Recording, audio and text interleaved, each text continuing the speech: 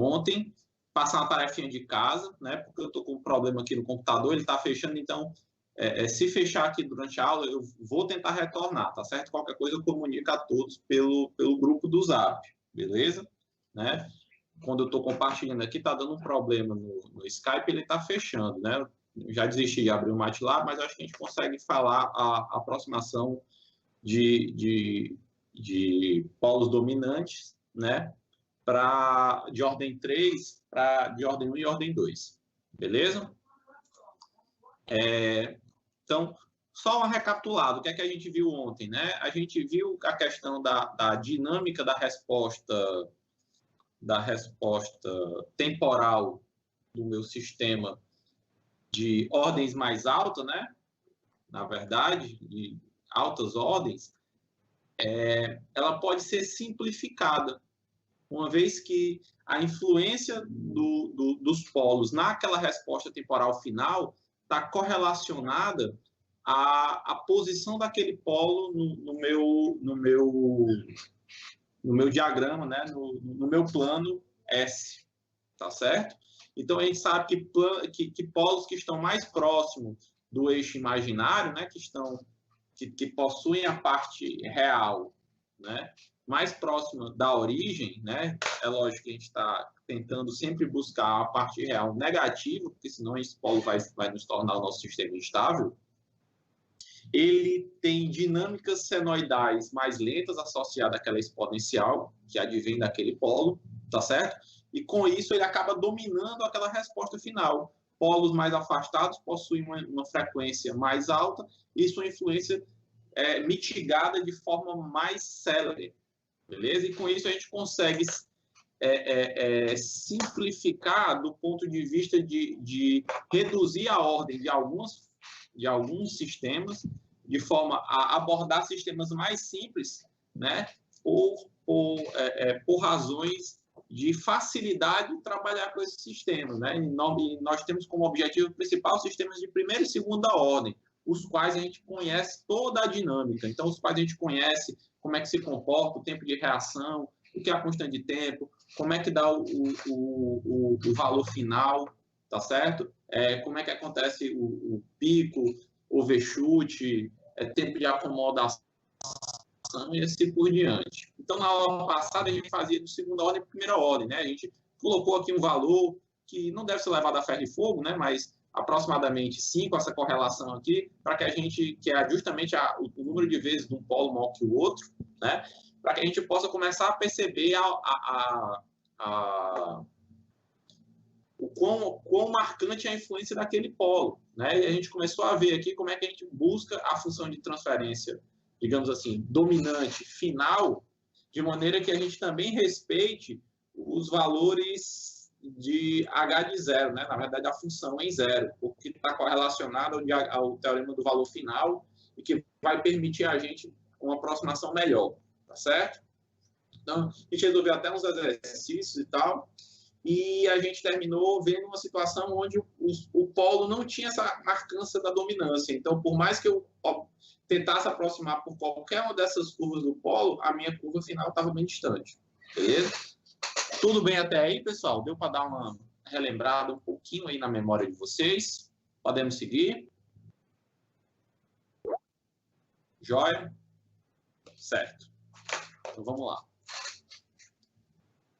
Pessoal, quando eu tenho um sistema de maior ordem ainda, no caso a gente vai considerar aqui terceira ordem, né? Eu posso ter a situação onde, novamente, esses polos podem não ter uma participação dominante no sistema, e eu posso reduzir esse sistema para ordem 2 ou até para ordem 1, dependendo dos polos que têm essa característica marcante, porque a gente sabe que polos complexos conjugados, eles vão ser retirados juntos, né? Porque eles estão na mesma posição no eixo X, né? E eles possuem a parte real igual. O que muda é a parte imaginária, né? Então, se eles não forem dominantes, para nenhum dos dois polos do par imaginário seria dominante, tá certo? Então, a gente tem uma função de transferência desse tipo aqui, ó. Vamos supor, é lógico que a gente pode colocar esse K aqui para que a gente possa adaptar esse valor para sempre aparecer aqui, né? Que é o valor do polo simples e do valor do polo complexo conjugado. É isso? Então, olha o que é que a gente tem. Se alfa, né, que é a posição do polo simples, né, for muito menor que a posição no eixo X, tá certo? Que é por isso que eu pego só o zeta ômega n aqui, ômega zero, tá certo? For muito menor que zeta ômega zero, ou seja, o polo distinto aqui, o polo simples, estiver mais próximo da origem que o polo complexo conjugado, eu posso aproximar por uma função de primeira ordem, né? Onde a minha aproximação vai ser alfa S mais alfa, beleza? Igual à aproximação que eu obtive anteriormente, né?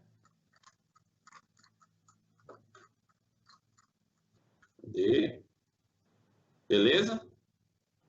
Tá certo? No entanto, se esse polo que ele é distinto, que esse polo que ele é simples, né? Se ele estiver mais longe daquela origem, ou seja, o zeta ômega zero for menor que o alfa, eu tenho que a dominância dos polos complexos conjugados. Então, eu vou ter um sistema de segunda ordem com polos complexos conjugados, que é esse cara aqui, beleza? Então, eu vou comparar alfa com o zeta ômega zero, que é a parte real do polo complexo, beleza? Para isso, lembrando que a questão do teorema do valor final ainda está ainda está ativa, ainda deve ser respeitada, né? Porque eu tenho que respeitar o valor de H0 para que eu tenha uma aproximação mais precisa, beleza? Vamos ver por um exemplo, pessoal, né? Então, o que é que eu vou fazer aqui? Ó? Eu tenho nessa forma a minha função de transferência, que é como se fosse 17 vezes 1, né? Ou 1 vezes 17, então o alfa está correlacionado com o polo simples e o polo complexo conjugado. Se você fizer essa função de segundo grau aqui, você vai encontrar os polos. Eita, não consigo abrir o mate lá, mas se eu não me engano, é no menos 1 mais ou menos 4i. Confiram aí para mim, pessoal, por favor. Vocês podem conferir isso.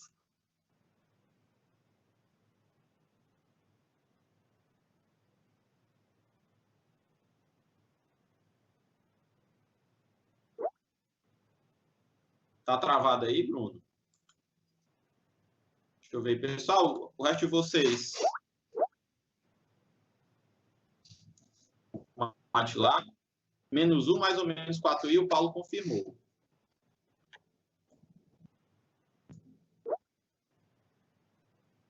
Beleza? E aí, o que é que vocês acham? Como é que eu faço essa aproximação aqui? Qual polo eu descarto? Quem é a função de transferência que pode ser aproximada? Seria possível? Vamos dar uma olhadinha aqui, ó. O que é que eu tenho? Nos polos que eu tenho aqui, ó, tá certo? Eu tenho que esse polo aqui está mais próximo lá da origem. Beleza?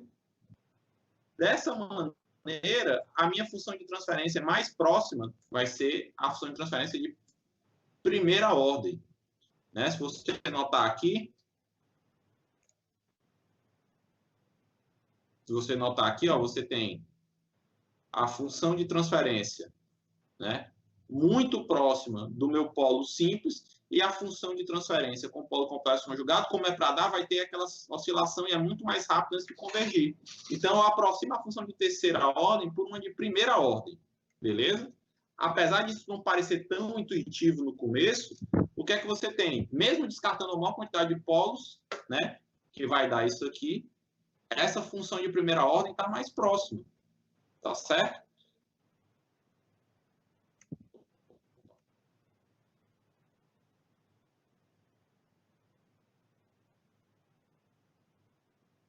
Perdão, pessoal, acho que eu coloquei aqui a função errada.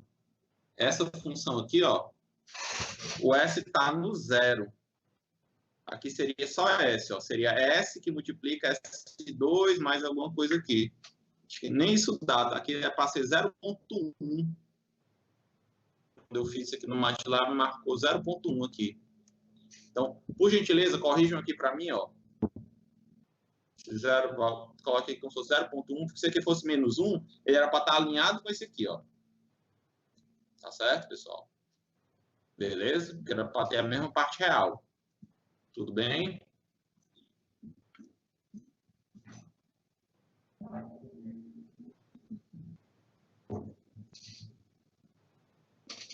Esse outro aqui, esse aqui era para ser 10. Desculpa, eu acho que eu digitei errado. Eu tenho que corrigir esses slides, tá, pessoal? Esse aqui, ó, nesse outro exemplo aqui, ó, tá certo? Aqui era para ser S mais 10, 17 aqui. E aí aqui ficaria 0,1 no caso K. Beleza? Tá certo, pessoal? O que é que aconteceria, né? No caso, com esse polo no menos 10 e os outros dois polos no 1 mais ou menos 4i, eu ia ter que o polo dominante é o par complexo conjugado. Tá certo? De maneira que essa curva aqui, ó, oscilatória, está mais próxima da rosinha, que é a verdadeira, ó, do que essa daqui, que é do polo que está no menos 10. Tranquilo? Deu para entender aí, pessoal?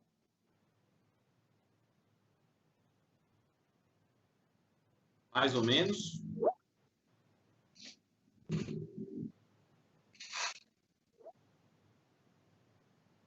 Vamos pegar um caso prático. Esse aqui eu acho que a gente chegou a resolver ontem, sim ou não? Esse aqui é de ordem 1. A gente resolveu aqui ontem, pessoal, essa? Não.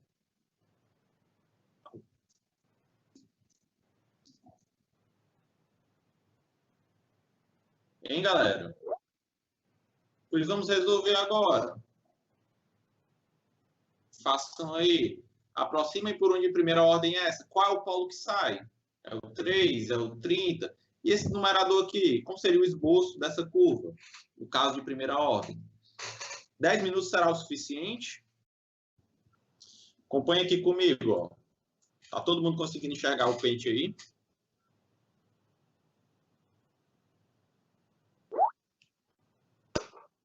Sim? Então vamos lá. Skype. Então, ó, aqui a gente tem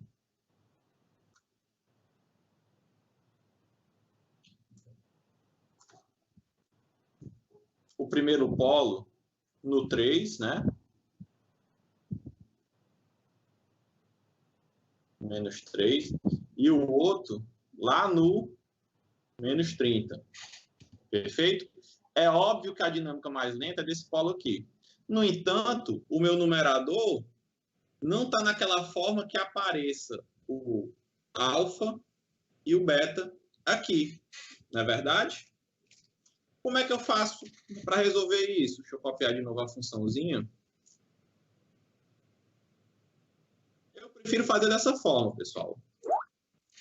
Pronto, exatamente. Como foi que o Bruno fez isso daí? De forma didática, eu gosto de fazer dessa seguinte maneira. Por exemplo, ó, quem é esse polo aqui? É 3, né? Então, eu tinha que fazer aparecer o 3 aqui no numerador. Vou fazer assim, ó. Concorda que não muda nada aí nessa função de transferência? Hein, pessoal? Todo mundo concorda? Sim? Beleza. Quem é o outro polo aqui, ó? O 30, né? Vou fazer assim também, ó.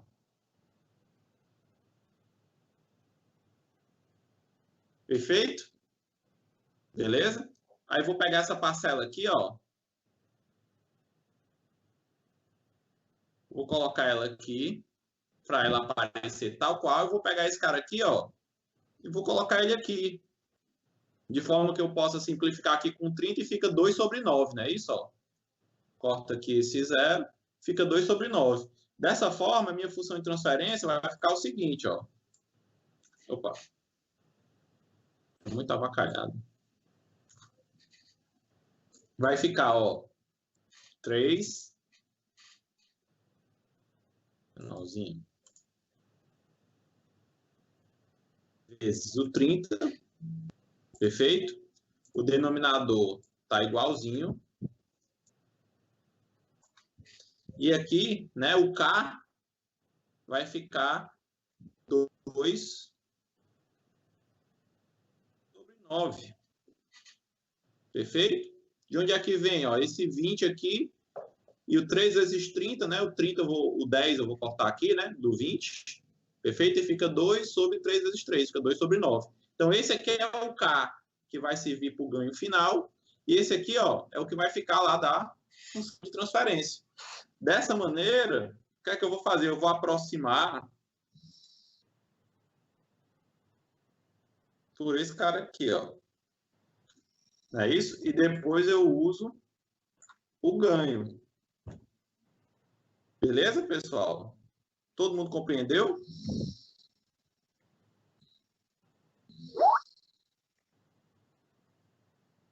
Então, de novo, deixa eu ver se eu acho aqui.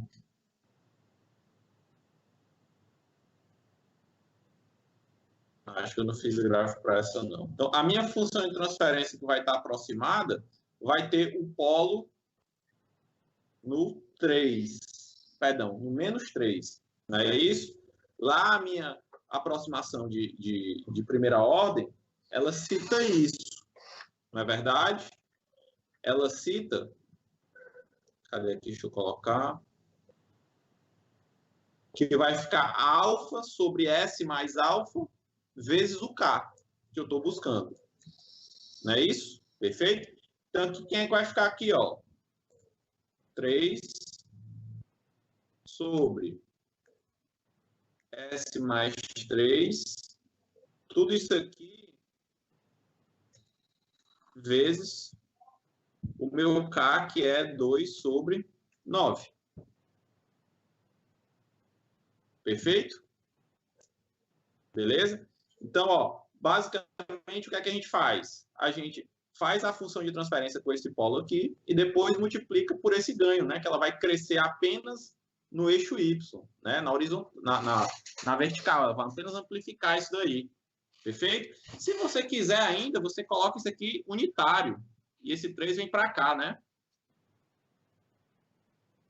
Tranquilo? De forma que no meu gráfico final aqui, ó, no meu gráfico final aqui, eu vou ter uma coisa desse tipo aqui, ó. Beleza? Esse tempo aqui, ó, que é 63% de 1, né? Que contém 1 aqui, né? Aqui vai ser 0,63. Tá certo? Esse cara aqui vai ser 1 sobre 3. Então, 0,33 segundo. Tranquilo? Depois, eu vou multiplicar por esse 6 sobre 9. Tá certo, pessoal? Vamos transformar num ganho físico, né? Dá 0,66. Não é isso? Então, aqui, ó, ao invés de ser 1, vai ser 6,6.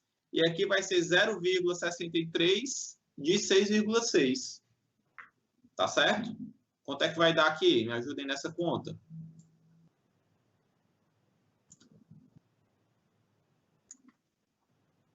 Aqui, ó. Oi?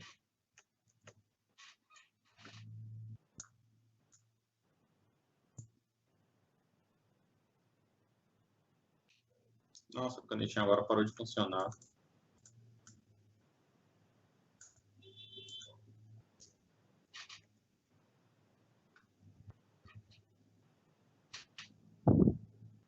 Acho que foi agora.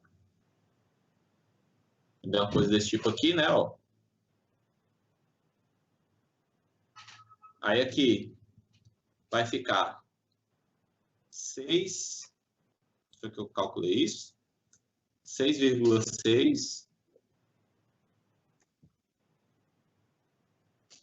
Opa, perdão, 0,66, não é isso? Opa, alguém já fez a gentileza aqui para mim, conseguiu abrir o MATLAB. Ó. Esse aqui que o Joaquim postou, pessoal, deixa eu pegar aqui, ó. Esse que o Joaquim postou é só dessa daqui, tá? Ó. Aqui.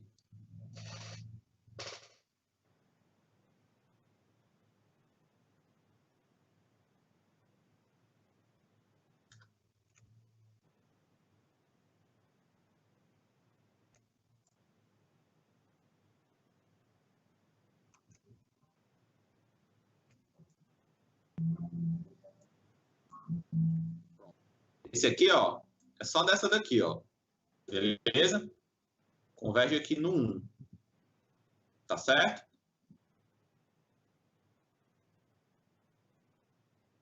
E aí, depois você colocar o ganho, você tem o valor final de ambos iguais. Tá certo? Que no caso é 6 nonos, né? 0,66. Perfeito? Nesse caso aqui, ó, aqui em 63%, né, 0,63, você tem a constante de tempo, né, que é 1/3, que é 1 sobre esse polo aqui, ó. 0,33, né, seria bem aqui. Perfeito? Esse aqui é com ganho, não é isso, Paulo?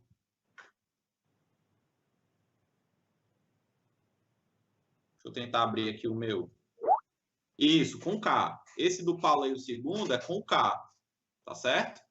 Beleza? E aí, com o K, você pode comparar quando ele tem o 20 lá em cima. Se eu não me engano, dessas duas curvas aí que vocês fizeram.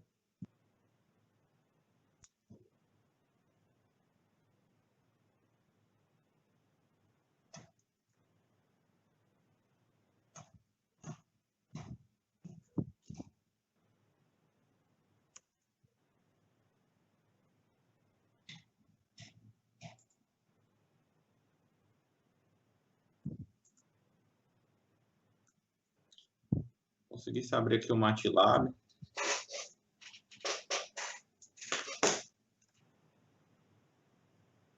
Mas hoje não vai dar. Vou tentar aqui.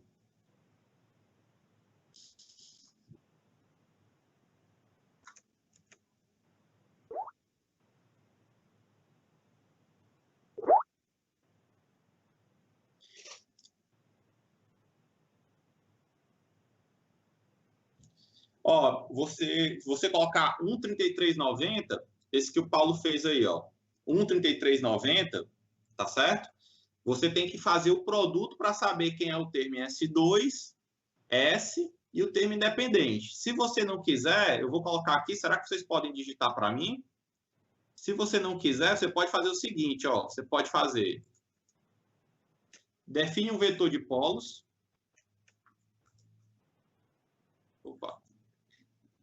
Você define um vetor de polos, então tem um polo no 30 e outro no 3, é isso?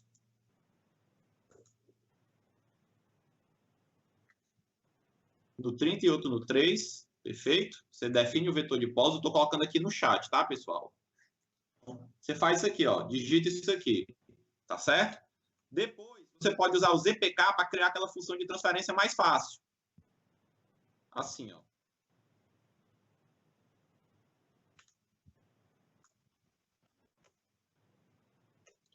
Onde o ganho, você coloca lá no final, que é o 20.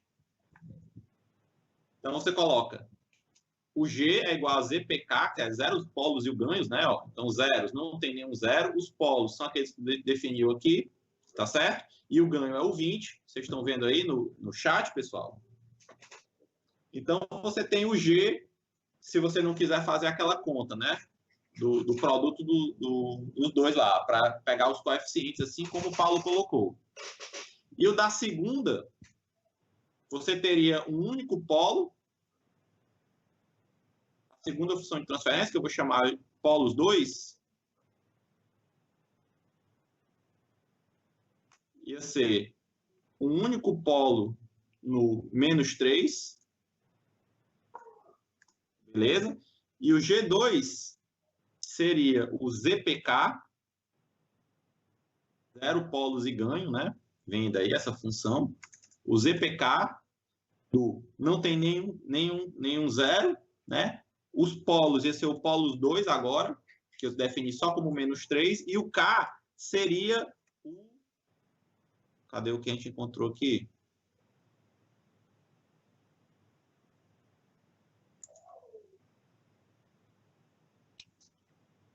O K seria o 6 sobre 9, que daria 0,66.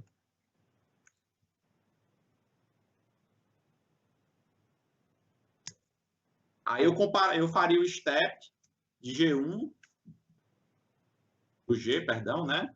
E o step,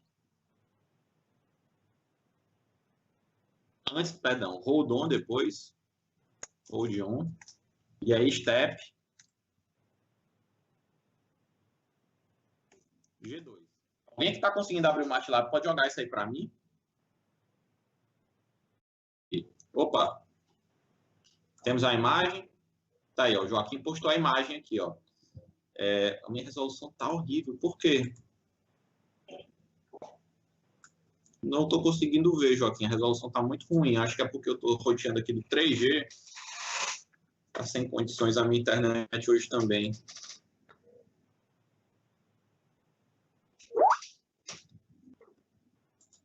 Ó, o Joaquim postou aí também no... Agora a imagem saiu boa. O Joaquim postou também aqui, ó, os comandos, certo? Ó, tá certo?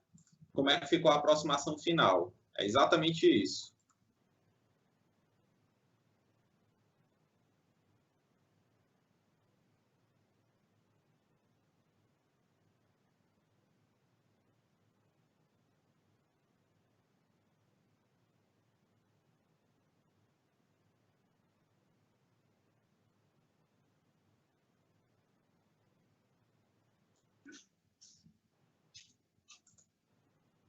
Pronto, ó, o segundo step deu bem próximo, né? O segundo aqui deu mais nítido aqui para mim. Joia, é isso aí mesmo. Beleza? Quem tiver com o MATLAB, pessoal, faça esses comandos, por favor. É bom, porque além de ficar no seu histórico de comandos e tal, a dica que eu dou aqui para vocês é vocês digitarem no script e depois deixa gravado. Aí você bota lá aproximação, polos dominantes. E aí, por acaso, quando vier uma questão que você vai colocar, você já tem, na prova, você já tem um script pré-pronto. Tá certo, pessoal? Então é importante isso. Beleza? Tá joia? Então aqui eu percebi que até cometi um erro, viu? Ó, aqui não vai para o 1, não, tá? Aqui só vai para o 1 quando aqui tá 6 nonos, não 2 nonos. Tá certo?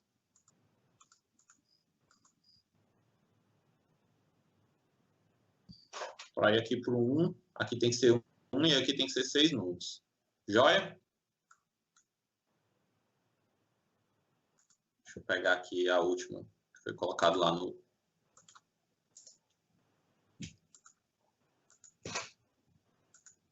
Uma aproximação melhor seria essa. Eita, mas fica gigante.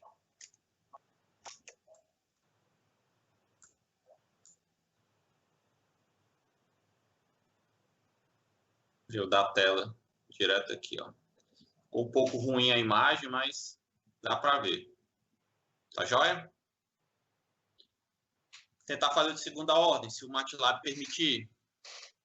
Limpar isso aqui.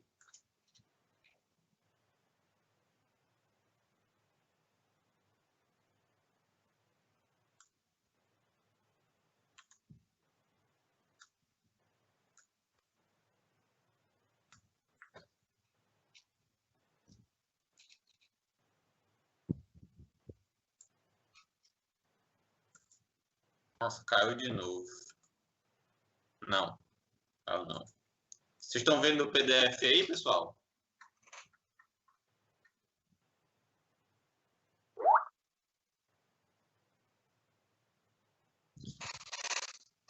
Então aqui, ó. Só cuidado, tá? Ah, sim, tudo bem, porque em vez de colocar 6 nonos, foi colocado como 2/3. Tá certo, tanto faz.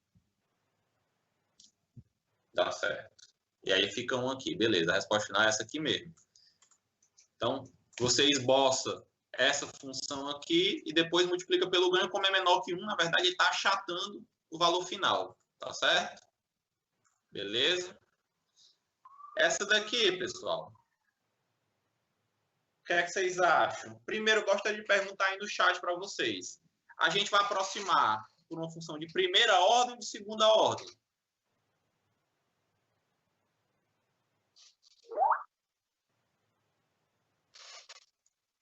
Isso, essa do Joaquim é que está correta. Essa do Joaquim é essa daqui, galera, ó.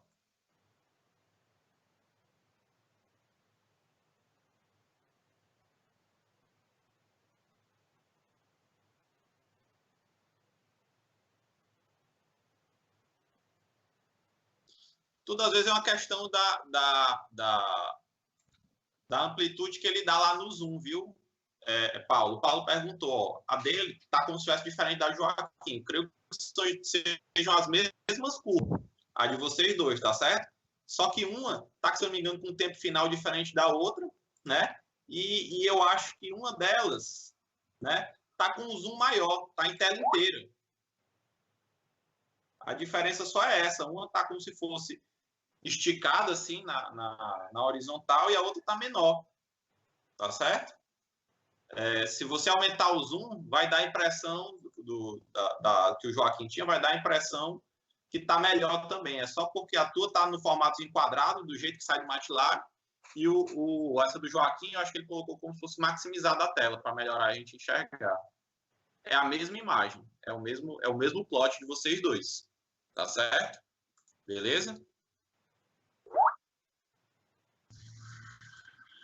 Essa daqui, pessoal. Qual polo a gente mata, qual polo a gente fica? Fica com mais de um, mata mais de um. O que é que vocês acham?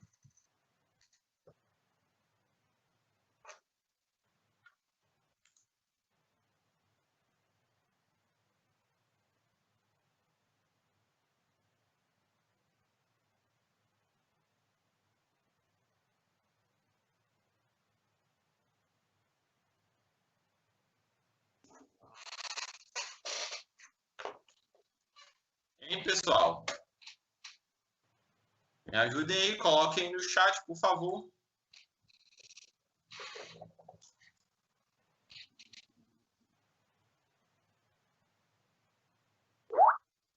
Dois.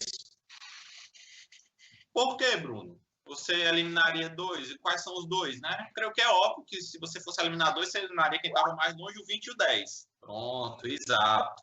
A correlação entre 10 e 2, né, é maior que 5, não é isso?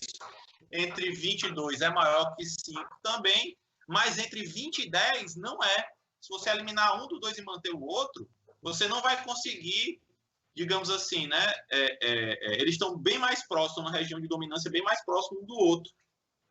Tá certo? Então, a minha sugestão aqui, ó, era manter o polo com 2 e esquecer esses dois aqui. Tranquilo? Como é que ia ficar o numerador, galera? O que é que vocês acham?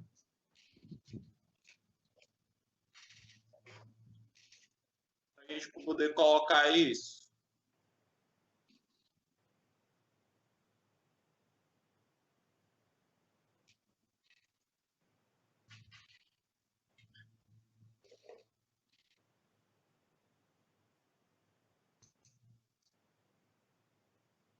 Quem ia ficar o ganho?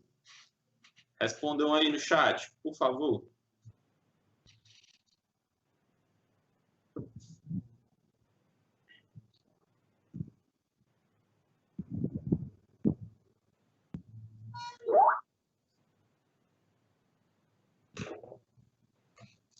Cinco meios?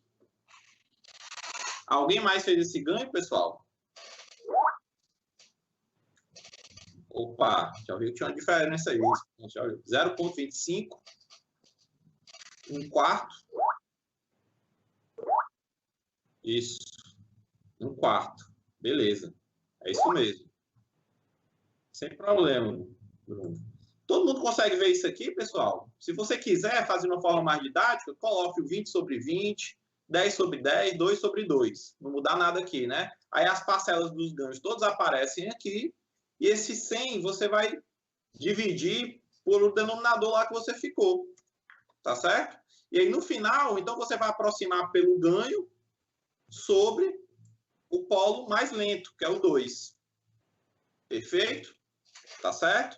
E aí o que é que eu indico? Para você plotar o gráfico 1 sobre S mais 2 e depois alterar aquela amplitude dele pelo polo. É a tarefa, é o gráfico dominante que você tem aqui. Tá certo? Ó, então, o que é que você vai ter? Você vai ter que o ganho vai ser um quarto, 0,25, para poder aparecer cada um deles aqui. Não é isso? Então, o que é que você vai ter aqui, né? Se você tivesse cada um, você ia aproveitar o 2 sobre S mais 2, não é isso? Como você tem 1/4 para cá, você fica com 2 dividido por 4, que dá 1/2, né? Então, como é que vai ser o gráfico final, né? Em vez do 2 aqui em cima, do 1/2, ou perdão, do 1 sobre S mais 2, perfeito? E aí você consegue plotar esse gráfico fácil, né? Só esse gráfico aqui que eu estou mostrando para vocês, só esse, tá certo? Ele assintota o regime permanente no 1, né? E a constante de tempo dele é 0,5, né? É 1 sobre 2. Então, quando ele está em 0,63, ele está em meio segundo. Perfeito? Tá certo? E depois, o que é que você vai fazer? Você vai reduzir por essa escala aqui, por 1/2, que é o K. Alguém pode fazer no MATLAB para mim, pessoal, aí? Eu estou sem poder abrir o MATLAB aqui, porque o Skype cai.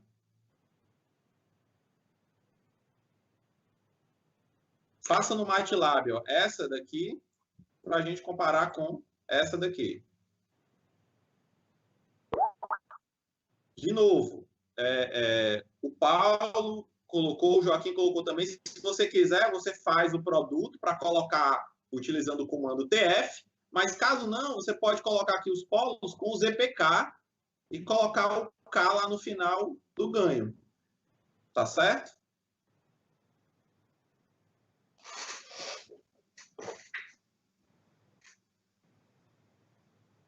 O ZPK, ótimo, show de bola. Isso, ó. Note que no final o ganho é meio, tá? Porque tinha o K com aquele que ficou lá em cima dele. Beleza? Tá aí essas duas. Joia.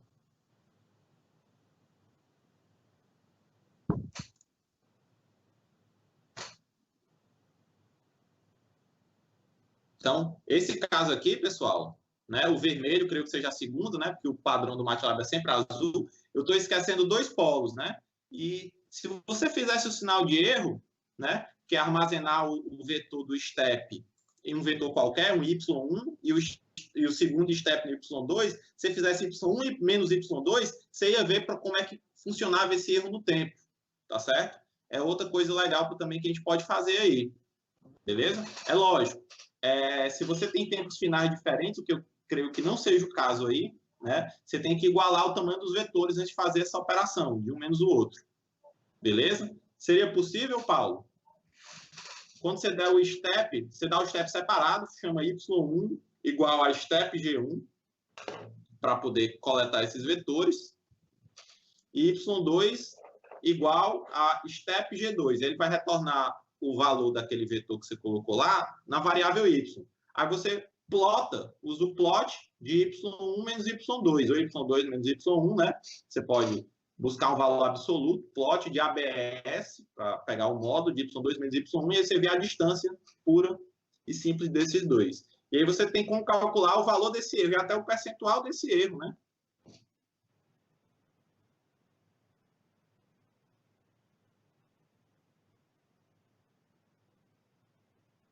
Saber se é adequado. Mas pelo que eu estou vendo aqui, né? Aqui no maior valor possível, dá 0,015 e o outro aqui dá em torno de 0,1. Deixa eu jogar aqui, ó. Calma aí, pessoal, só um minuto. O que eu estou falando aqui, feito um abestado, e não estou jogando na tela do Paint. O plot fica esse aqui, ó. Vocês estão vendo aqui? Então, ó, por exemplo, num ponto qualquer aqui, o erro é menor que 0,05. Não é isso? Pronto, ó, o Paulo colocou aqui, ó. Joaquim colocou, fez também, plotou aqui, ó. Pode prestar atenção que é o mesmo gráfico, tá? Joaquim agora tirou o print da tela toda, por isso que ele está no quadradinho menor. Quando ele usava a tela completa só no gráfico, ele ficou. A gente pensava que estava diferente do gráfico do Paulo, mas na verdade é porque a janela está maior. Aí você está conseguindo ver mais essa diferença, né? Mas o valor numérico daquela diferença é o mesmo, pessoal. Tá certo? Mas em pixel você ia ter a impressão que estava um valor maior.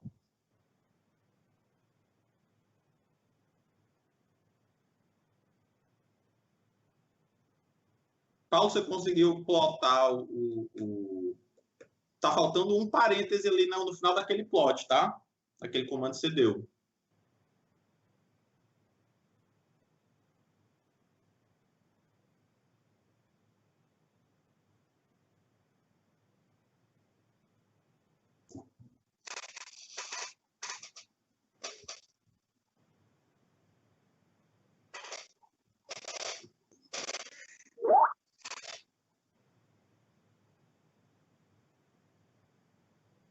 Eu não sei o que é que tem na sua linha 26. Vou tentar fechar o MATLAB e colocar aqui. Só um minuto.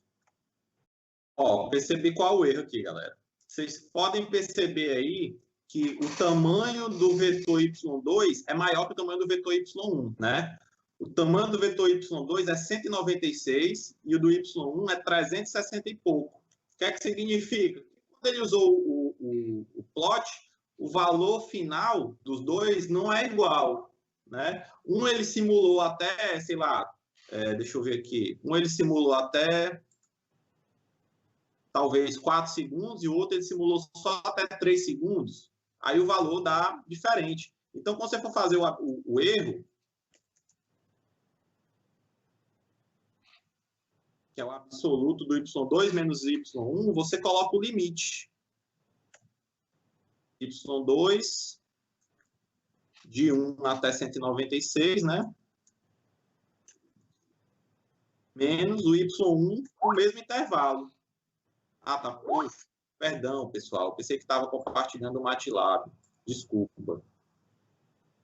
Deixa eu tentar mudar aqui o MATLAB.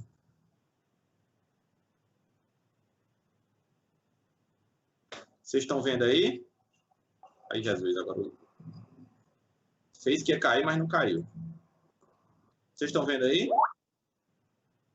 Pronto. Então, deixa eu voltar aqui, tá? Porque eu estava que nem um abestado falando aqui. Ó, vamos lá. Então, primeiro, ó, defini G1, né, com ZPK, botei os 3 polos e eu ganho 100.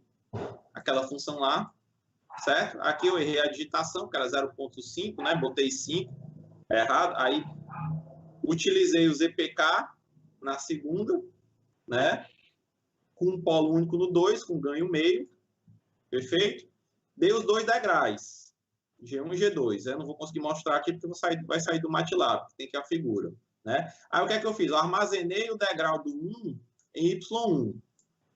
Tá certo? Y1 deu 369 posições do vetor.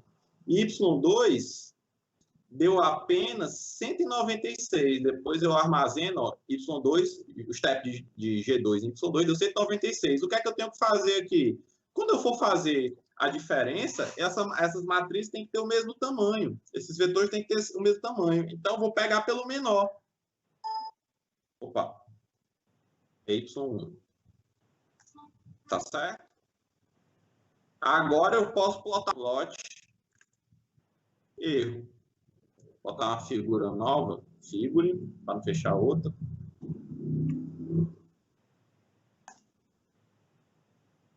Vocês estão vendo aqui, pessoal? Vocês conseguem ver? Ah, consegue não, né? Eu tenho que mudar para a figura do MATLAB. Espera aí, só um minuto. Deixa eu tentar compartilhar a tela.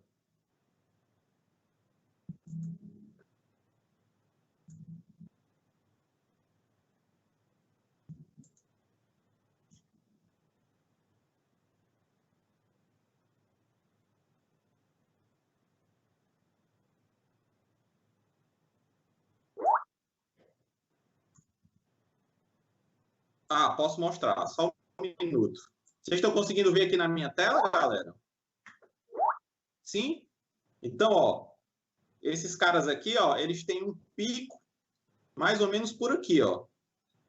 Na verdade, ó, se você fazer os dois sinais, eu deixei os dois sinais iguais, é porque um ele deve simular até bem aqui e o outro ele simula até bem aqui, ó.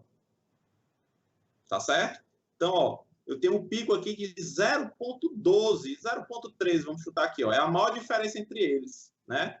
E a maioria, né, da diferença do sinal, vou colocar aqui, gira em torno de 0.08 até menor que isso. Tá certo? Ó, essa é a diferença desses dois. Pediram para eu colocar o último aqui, ó. Tá aqui, ó. O erro eu criei com um absoluto, né, para dar todo positivo, e aí limitei pelo menor tamanho do vetor, que era o y2, né? Botei 196 de um e o y1 botei 196 do outro, certo? Calma aqui, que aqui estão colocando no chat que deu diferente. Eu creio que seja o mesmo erro. Deixa eu ver aqui o meu.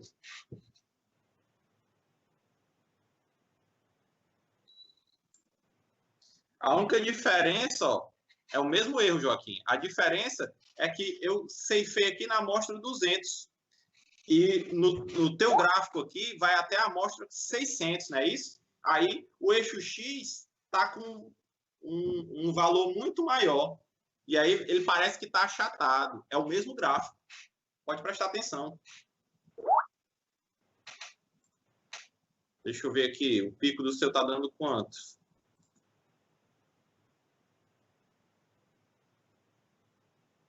No Skype.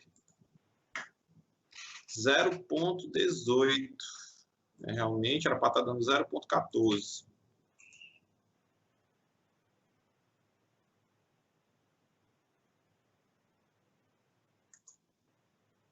Você tem o plot dos dois aí, dos dois sinais?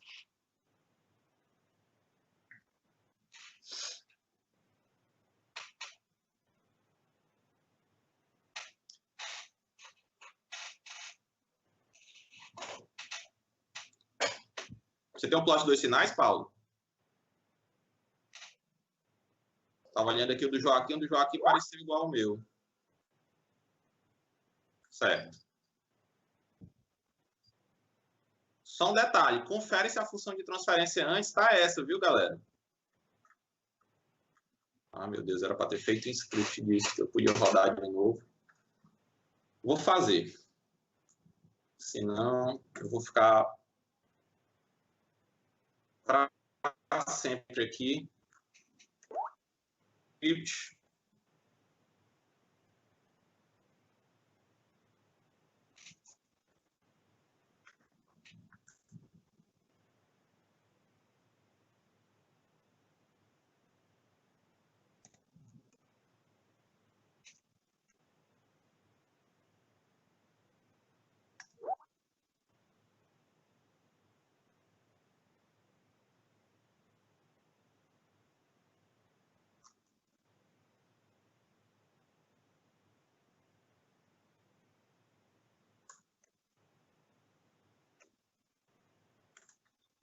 São dois. Cadê?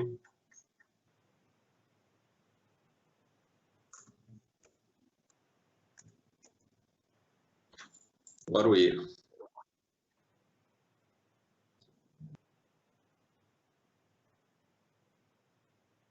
Sim, colocou o valor final, né, ali no G2.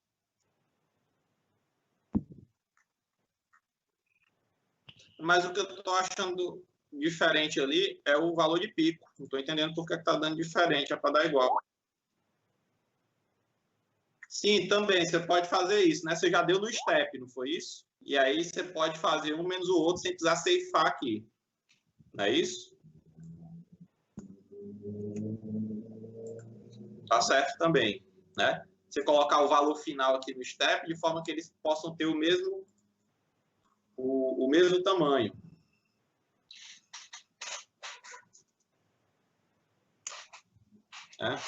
Beleza, dá certo também.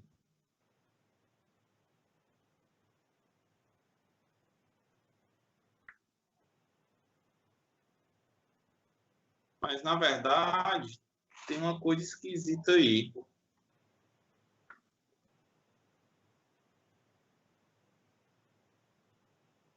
botar aqui.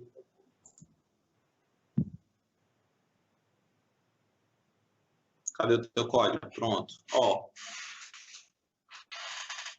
Você deu ganho de 0,5. No primeiro step, você dá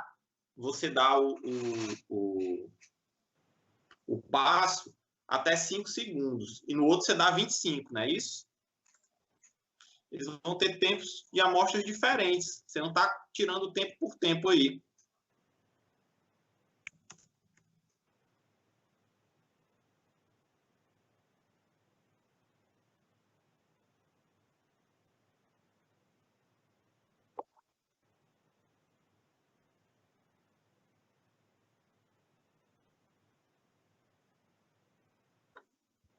Deixa eu ver se eu pego o valor do tempo. Eu acho que pode ser isso. Aqui, ó.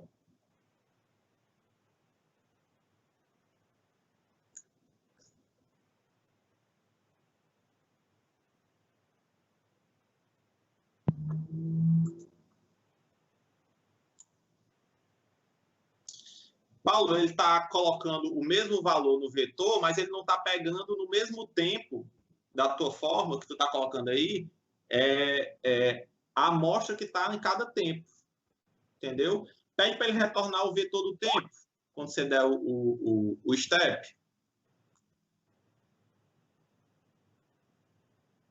É só você tirar o valor de t depois. Bota step, vírgula t. Tá certo? Deixa eu colocar aqui, ó.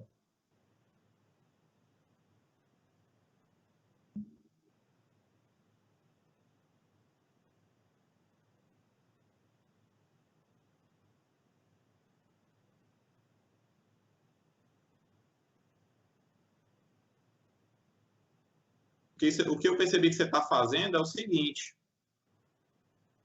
Você está pegando uma amostra, por exemplo, a tua última amostra no G2 ia estar em 25 segundos. E a tua última amostra no G1 ia estar em 5 segundos. Você está subtraindo amostras em tempos diferentes. Será que você está entendendo? Será que você conseguiu ver isso aí?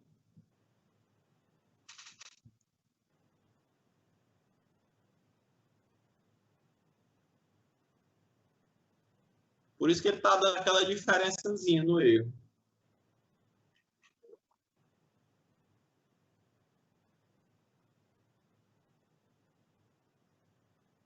Não, a partir dos 5 segundos, você não tem mais o vetor, aí você não vai ter mais operação, aí você vai cortar.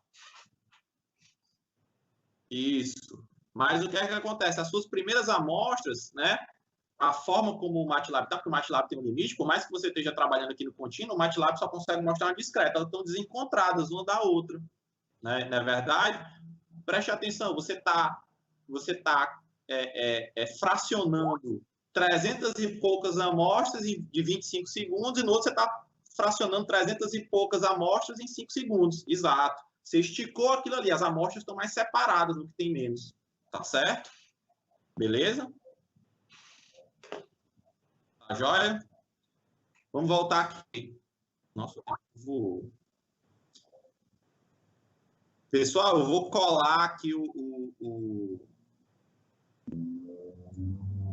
Ah, mas eu acho que ficou no vídeo, né? Porque eu estava falando sem, eu ia colar aqui o código do MATLAB.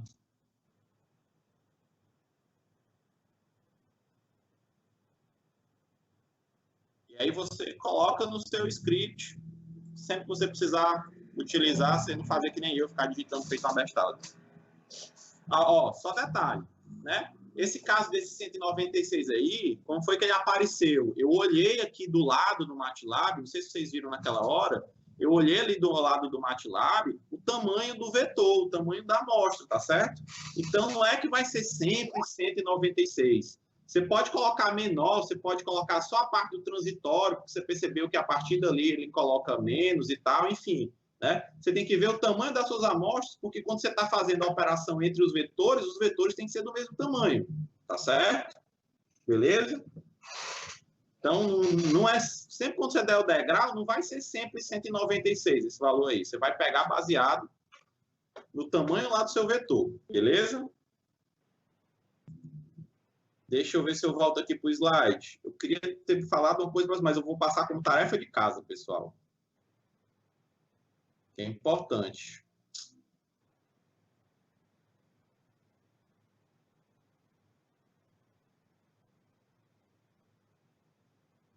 Ué, cadê o Paint? O Paint não, o PDF. Aqui. Vocês estão vendo aí o PDF? Sim ou não? Opa, aqui está errado, né? Estabilidade não, é a resposta. Pessoal, esqueça essa frase aqui. É como analisar a aproximação temporal, né? disso aqui, ó. O que é que você tem aqui, galera? Preste atenção. Se esse cara aqui tivesse no polo 1 certinho, você cancelava o zero com o polo, não é verdade? E você tinha um sistema de primeira ordem. Tá correto? Sim ou não?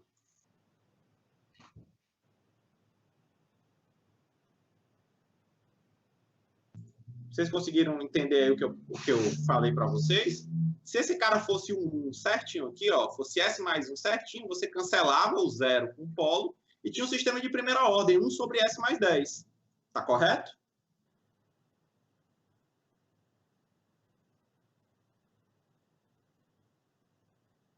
Vocês estão me escutando, pessoal?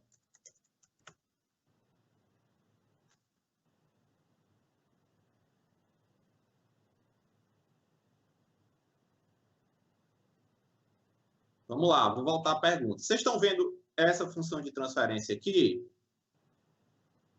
Sim ou não? Sim, beleza. Esqueça o numerador, esqueça aqui o numerador. Quem é o polo dominante desses dois? 1 ou 10?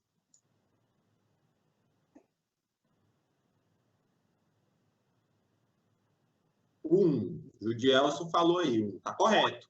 É o polo mais lento, beleza? No entanto, olha o que é que eu tenho aqui, ó. Eu tenho um zero quase em cima desse polo. Você consegue ver?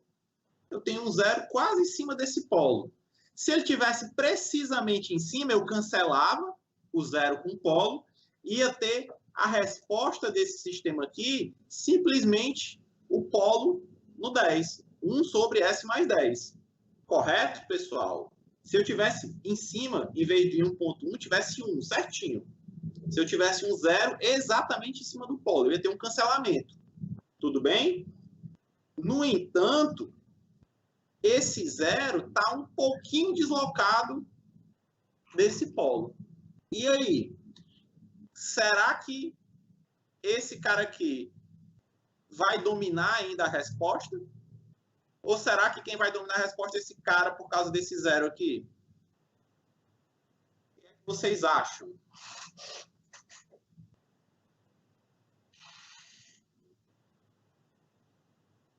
Não faça ainda no MATLAB ainda não, se vocês estão calados. Aguenta aí, primeiro eu quero achar o que vocês acham que vai acontecer. Não faço ideia, boa, mas... E aí, quem mais? Quem dá mais? Quem dá menos?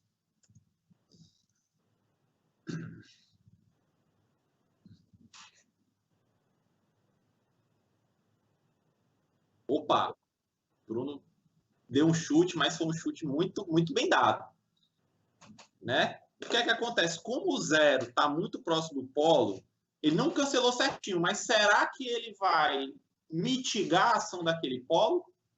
Sim ou não? Vou pedir um favor a vocês, tá, pessoal? Para vocês fizerem para amanhã não, que hoje é quinta. Para a semana que vem, tá certo? Pronto. A gente, essa questão de minimizar esse valor que foi falado, a gente não sabe quanto, a gente pode medir quanto, chama resíduo. Tá certo, pessoal? Preste atenção. Esse cara aqui, ó, vai gerar um resíduo. Esse cancelamento não é perfeito.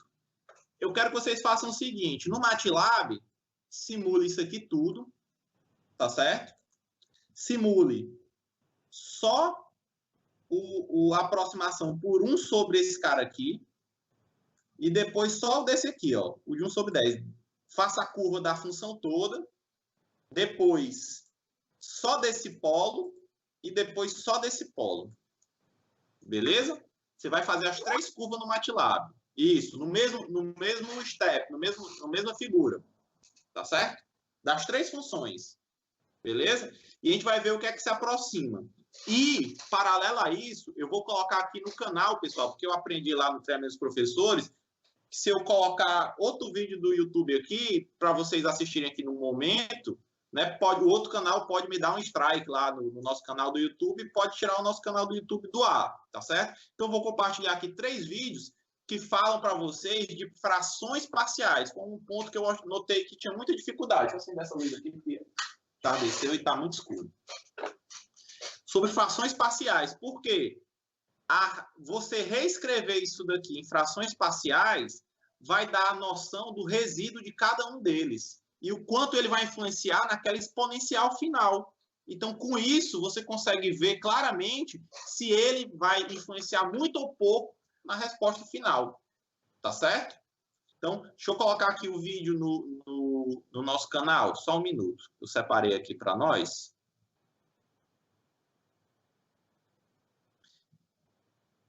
Está em português e ele fala sobre frações parciais, que é o que a gente vai usar para a transformada inversa, mostrar qual o tamanho desse resíduo que a gente vai usar aqui. Então, são 4 vídeos rápidos, cada um de 5 a 6 minutos, tá? Que vocês vão assistir para na aula que vem a gente tratar disso.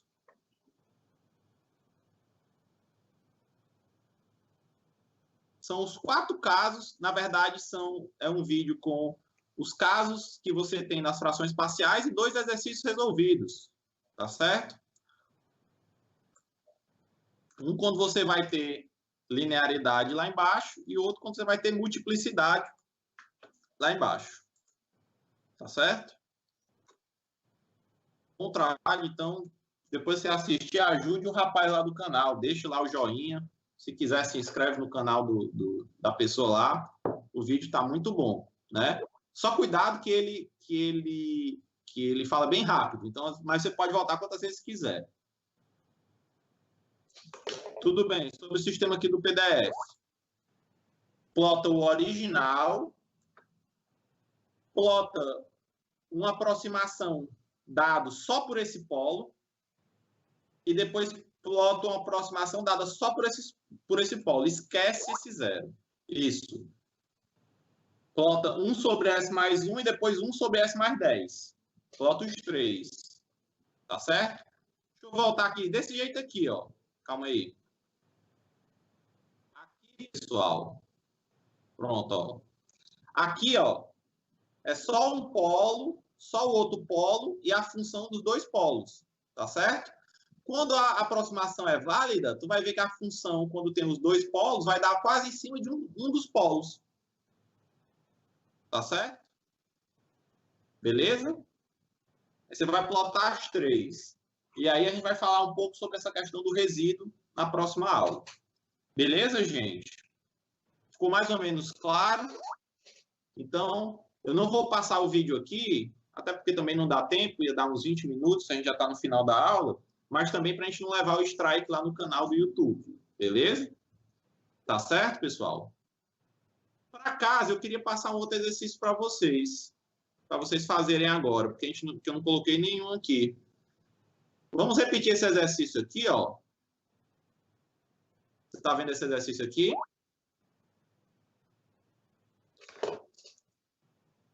Isso, né?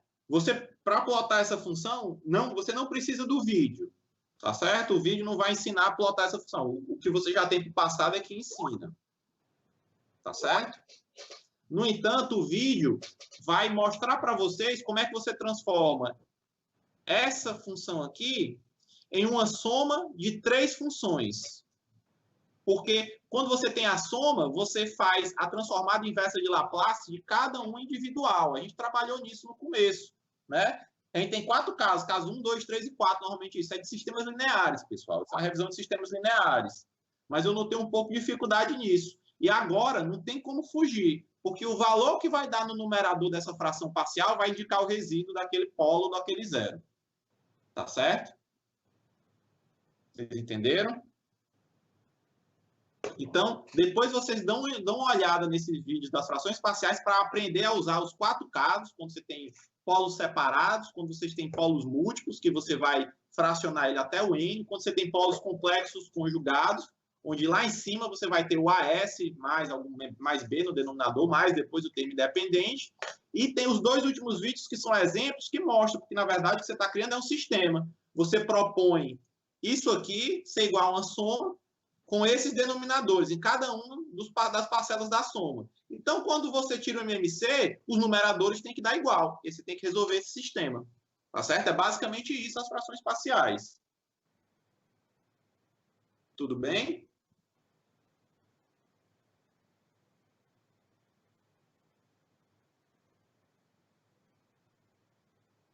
Tem gente que está digitando, vou esperar se há uma dúvida.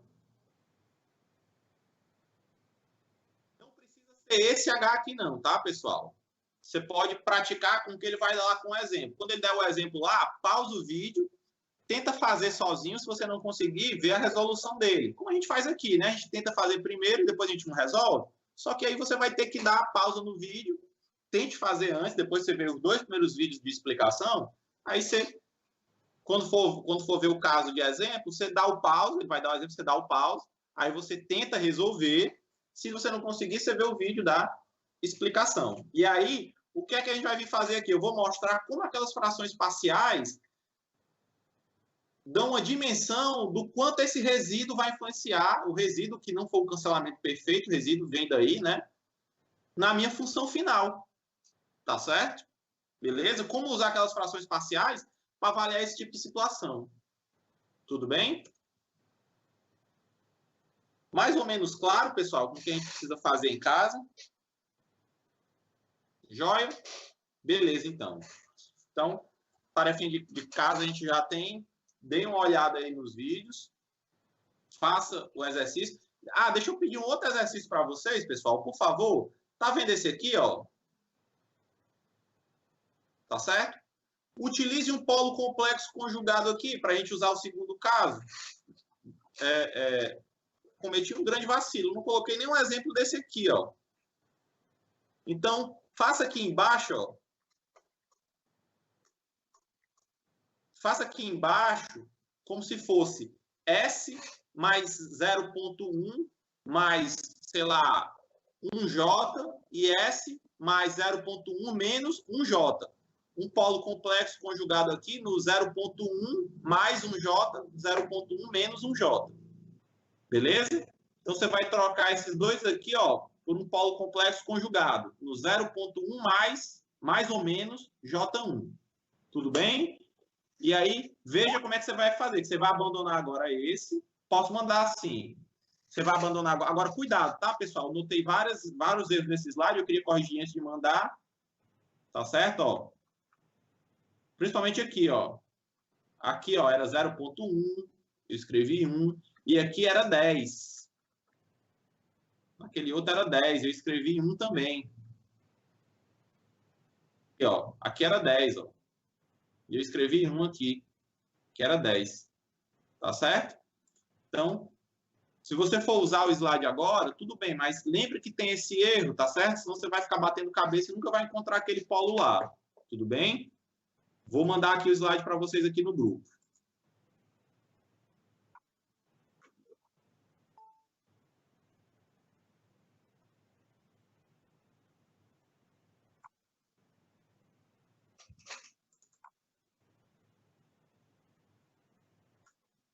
Pronto, ele está atualizado com esses últimos slides aí. Deu certo? Tá carregando, tá, pessoal?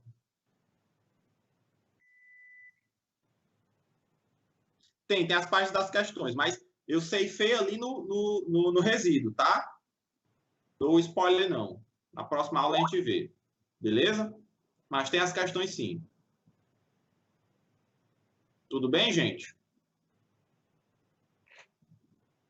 Pessoal, desculpa o problema hoje aqui no Skype. Hoje o Skype passou o dia me dando dor de cabeça. Tanto que com o pessoal digitais eu tive que fazer lá no Google Meet, tá?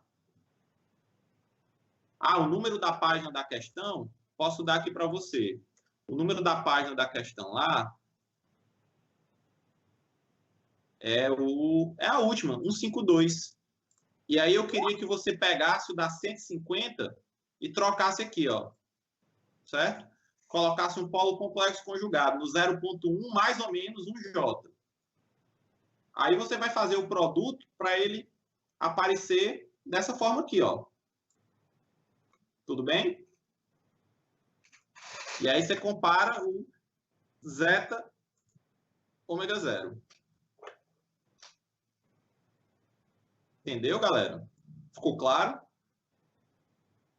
Isso, 0,1 mais ou menos, né? Ah, sim, mas já está aí, o Paulo colocou, mais ou menos 1J, né? Beleza?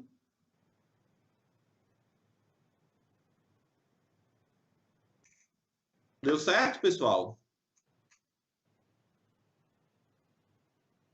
Isso. Você já percebeu qual é o resultado disso. Você vai manter o polo complexo. Você vai abandonar aquele e vai manter o polo complexo. Então, você vai fazer a aproximação, o resultado ele vai ter uma oscilação antes e você vai fazer do mesmo jeito aqui. Vai plotar, né, o do polo complexo, do polo que você desprezou e o dos três. E vai ver realmente se ele se aproxima ou não. Né? No caso, vai ser um caso desse aqui. Ó. Ele vai dar quase igual. Certo? Gere o vetor do erro. Posso explicar de novo. Vamos lá. Todo mundo já entendeu que aqui é para trocar por 0,1 mais ou menos 0,1 mais ou menos 1J? Sim ou não? Sim? Beleza. Aí você vai fazer a análise, ó, baseado nesse daqui. Tá certo? Tudo bem? Você vai avaliar o zeta ômega 0 com alfa. Né? Fazer aquela questão dos 5 e tal, ver o que é que vai valer a pena abandonar. Tudo bem? E aí você vai ver que vai valer a pena abandonar o polo lá do 1. Certo? E ficar só com o polo complexo conjugado, de forma que você vai obter a função aproximada dos polos dominantes, essa daqui. Lembre do K aqui fora. Tá, pessoal? Aí depois você encontrar a função dos polos dominantes, que é a função aproximada, eu quero que você plote a função completa, né, com os 3 polos, tá certo?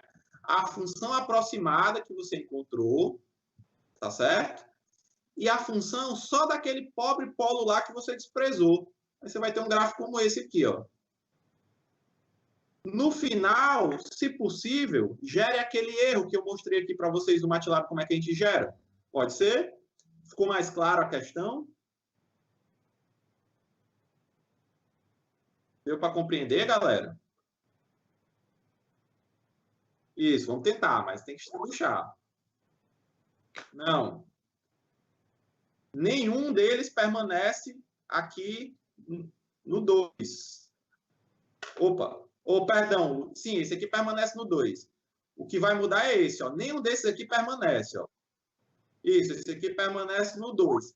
Esses aqui que você vai mudar. Nenhum desses aqui permanece, tá certo? Vai para 0,1 mais ou menos 1J. Beleza? E aí você vai usar o segundo caso lá para fazer a aproximação. Tranquilo? Ficou mais ou menos claro aí, galera? Pronto, jóia. Beleza? Jovens, eu acho que por hoje é só. Já estou até passando do horário. Tá certo? Pessoal, peço desculpas aí pelo problema que a gente teve, tentando abrir o MATLAB, o Skype caindo direto, né? Mas a gente vai tendo que superar esses desafios, esses problemas, e faz parte. Né? Do mesmo jeito que a gente já teve aulas aqui que não caiu nenhuma vez, a gente teve um probleminha na aula de hoje. Tudo bem? Mas pelo menos eu consegui mostrar esses exemplos aí para vocês. Ficou só o resíduo. Eu queria ter fechado o resíduo hoje para a gente partir para o lugar das raízes, né? Mas eu deixo para mostrar o resíduo amanhã. Tudo bem? Amanhã não, semana que vem. Perdão, pessoal, tô pensando que hoje é quarta-feira. Tá certo, gente? Gente, por hoje é só. Só para avisar mais uma vez, quem não preencheu ainda lá o questionário, por favor, faça, tá, pessoal? É importante. Era para ter fechado, que eu era para estar ligando para os colegas de vocês, mas como tem gente que ainda está falando que está preenchendo, é importante você fazer lá e preencher. Tá certo? Isso, controle é só um. As duas subturmas já conseguem acessar, porque a gente tem todas as duas subturmas o mesmo professor de laboratório, que é o Hilbert. Então, todos eles aparecem dentro da mesma turma do SIGA. Não tem fração disso aí. Tá certo? Beleza? Gente, por hoje é só. muito obrigado pela presença de vocês, pela paciência de vocês e pela parceria de vocês, né? Vocês me ajudam sempre, upando os vídeos lá no canal, me ajudando aí com o MATLAB quando o meu dá aquela falhada, tá certo? E mantenham os estudos. Na aula que vem a gente fala sobre isso e começa a falar sobre o lugar das raízes, que é algo bem legal. Se bem que talvez vale a pena será inverter, começar a falar de ações de controle antes, a gente viu ali a posição do polo, já poder falar do derivador e do integrador. Não sei, vou ver o que é que vale mais a pena, tá certo? Normalmente eu gosto de falar logo do lugar das raízes, porque a gente já está começando a desenhar os polos e tal, e o lugar das raízes é um exercício desse tipo. O que é o lugar das raízes? É você ter uma função onde você, variando qualquer parâmetro dessa função, vamos supor que você tem uma função desse tipo, né? Vocês, variando qualquer parâmetro dessa função, você consegue ver um desenho de como os polos vão se mexer quando eu vario esses parâmetros, tá certo? Então, ao invés de fazer lá o critério de Root para achar os intervalos, que é aquele parâmetro de variação, que no critério de Root normalmente era um K, era um ganho, mas agora a gente vai poder jogar esse ganho para cima, para o numerador, para o denominador, no polo, num valor que multiplica uma raiz, enfim, qualquer uma dessas coisas. A gente vê por onde as raízes estão caminhando e se tem uma possibilidade dela passar para o semiplano direito, tá certo? Quando você cola. Então, você vê um desenho de como as raízes se movimentariam quando aquele valor vai começando a variar, né? Isso é importante, porque o que é que acontece? Infelizmente, no nosso sistema de controle, o nosso sistema de controle ele vai mudando ao longo do tempo, né? Os componentes vão envelhecendo, não é isso? A temperatura influencia na performance.